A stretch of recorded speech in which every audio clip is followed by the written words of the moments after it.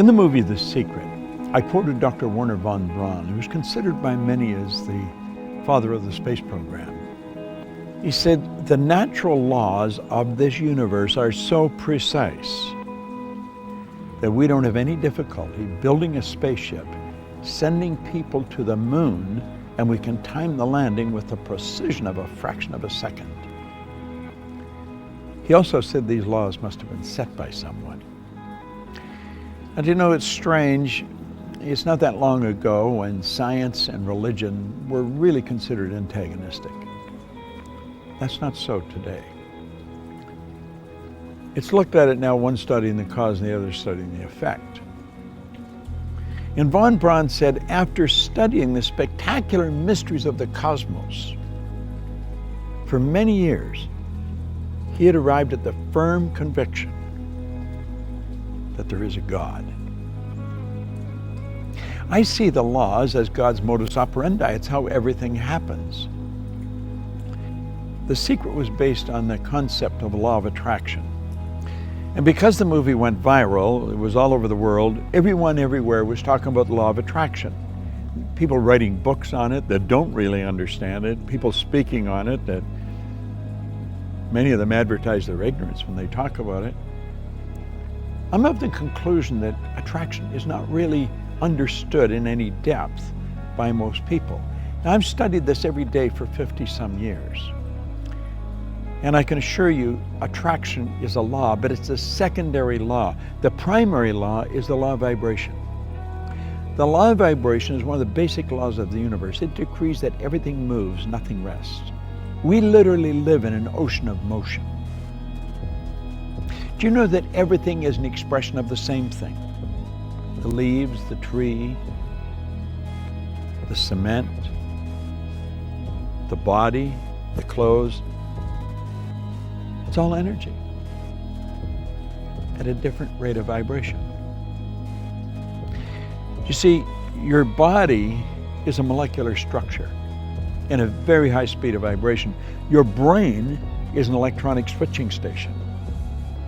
Your brain does not think, but you think with your brain. There's a difference. As you activate brain cells, you set up a vibration in your body.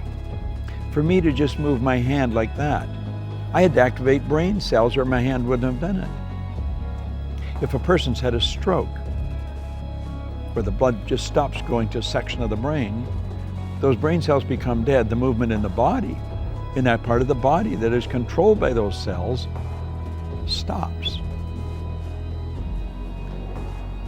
Vibration is something that must be understood if you're going to take control of your health. It must be understood if you're going to take control of your relationships. It must be understood if you want to become wealthy. And if you want to really master the art of selling, vibration is an essential. You've got to understand it. And yet almost all the sales training programs that are done worldwide have nothing about the law of vibration in them. As Robert Louis Stevenson said, everybody's selling. You're selling an idea, a product, or a service. And it's true. The teacher's selling the student. The parent's selling the child selling the parent. Well, what do we mean selling? Well, the professional salesperson understands that selling is doing something for someone, not to someone. And the professional will sit down and they will get to know the prospect. They will find as much about the prospect as they can. They'll have permission to ask the prospect questions. They'll gather a lot of information and they find out where the prospect wants to go, what they want to accomplish. They mentally get on the prospect's frequency and help the prospect go to where they want to go. My old mentor called that empathy-ego balance, where you're able to get into the other person's mind and see the world from where they see it. Get on their frequency, get in their vibration. The vibration you're in is going to dictate what you attract into your life. And if you're troubled, and you're worried, you're going to attract a lot of bad energy. That's why the great sufferer in the Bible said, "Lo, the thing I fear has come to visit upon me." Well, fear is a very negative vibration. It's a very negative emotion. It's caused by doubt and worry, and doubt and worry is really caused by ignorance. That's That's why Solomon said, in all you're getting, get understanding. What do we want to understand? I think we want to understand the laws that govern our being, the laws that govern our universe. And then we want to understand how to get in harmony with the law. Everything you want will come to you when you get in harmony with it. Vibration is essential to understand, but only one person, maybe 10, has any grasp of it at all. If you ask a person how they feel, what they're really telling you is their conscious awareness of the vibration they're in. If a person says, I just don't feel very well, that person's probably in a very negative vibration. A person said, I feel wonderful, they're in a very good vibration. If you're in a really good vibration and you're with a person that's very negative, you will not feel comfortable in their presence. Feeling, conscious awareness, vibration. You don't feel comfortable in their energy and you want to get away from them. Now, if you were negative and they're negative, you're going to come together. Misery loves company. See, these old sayings are all based on laws. It's hard to believe that two miserable people would be comfortable together, but if you understand they're both on the same frequency, they're both listening to the same music. You'll often hear a person that went for a walk in the woods. They said it was so pleasant. Why? The vibration of nature is perfect. That's why a walk in the woods leaves you feeling so good.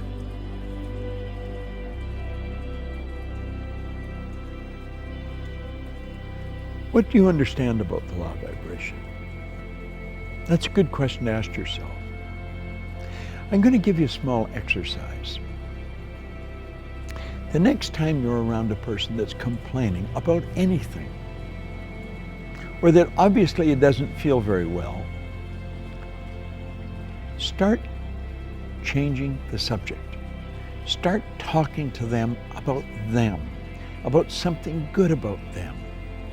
Compliment them, but make it a sincere, merited compliment, not false praise. No flattery. Pick out something good that they do and slowly turn the subject around to that. Let them know how much you admire how well they do it. And you know something? Like that, their energy will change. You have caused them to change their vibration. Now, the beautiful truth about this, when you do it, you'll learn how to do it to yourself when you're not feeling very good. That's the beautiful truth. We are in control of how we feel. I was reading something by Viktor Frankl, the author of Man's Search for Meaning, a Viennese psychiatrist, spent the war years in a concentration camp. He said, in every situation, there is a space between the situation and how you respond to it. And in that space, you can decide how you're going to respond. Now, that space may only be a millisecond, but in that space, you can decide, are you going to react or are you going to respond? Think of it. In every situation, between the situation and your response, there is a space. And in that space, you can decide how you're going to respond. Vibration is something that I love studying. When you're in a restaurant or in a store or any place where the energy is really good, you feel very comfortable. It's the vibration in the place. You've gone into a restaurant and sat down, and before you ordered anything, all of a sudden you don't want to eat there. Why? It's the energy, it's the vibration of that place. You should get up and leave. Go where you feel comfortable. Do what makes you feel good. That's why people that are doing what they love never have to work again. They spend their whole life in a wonderful vibration. The person who truly understands how to pray puts himself in a wonderful vibration. I want to suggest you study it and understand this. you will attract to you whatever you're in harmonious vibration with. You are in control of the vibration you're in.